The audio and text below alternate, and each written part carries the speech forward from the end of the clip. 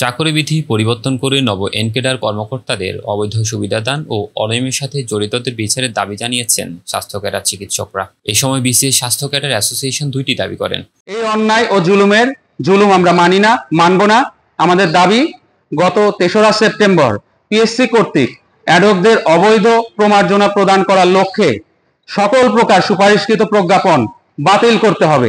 এসব অনিয়মের সাথে জড়িতদের বিরুদ্ধে তদন্ত সাপেক্ষে বিধি মোতাবেক কঠোর শাস্তি নিশ্চিত করতে হবে। বিসিএস স্বাস্থ্য ক্যাডার অ্যাসোসিয়েশনের আহ্বায়ক কমিটির সদস্য সচিব ডাক্তার উম্মে তানিয়া নাসরিনের পক্ষ হয়ে ডাক্তার নিহার রঞ্জন বলেন, সরকারি চাকরিবিধি গুরুতর লঙ্ঘন ঘটিয়ে ক্যাডার পদসমূহে ভিন্ন নিয়োগ বিধির আওতায় নিয়োগপ্রাপ্ত অ্যাডহক ও প্রকল্প কর্মকর্তাদের পদায়ন ও পদোন্নতি দেওয়া শুরু করেছে স্বাস্থ্য অধিদপ্তর ও স্বাস্থ্য মন্ত্রণালয়ের কিছু দুষ্কৃতিকারী কর্মকর্তারা।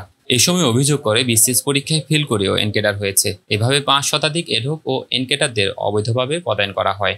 অদ্যাবধি প্রায় সহস্রাধিক অবৈধ পদোন্নতি, জনপ্রশাসনের নির্দেশনা অমান্য করে প্রায় ৫ শতাধিক অবৈধ পদায়ন, ক্যাডার কর্মকর্তাকে অ্যাডহকের অধীনস্থ করা ইত্যাদি চরম আকার ধারণ করে। Saidur Rahman Noman, doctor TV, Dhaka.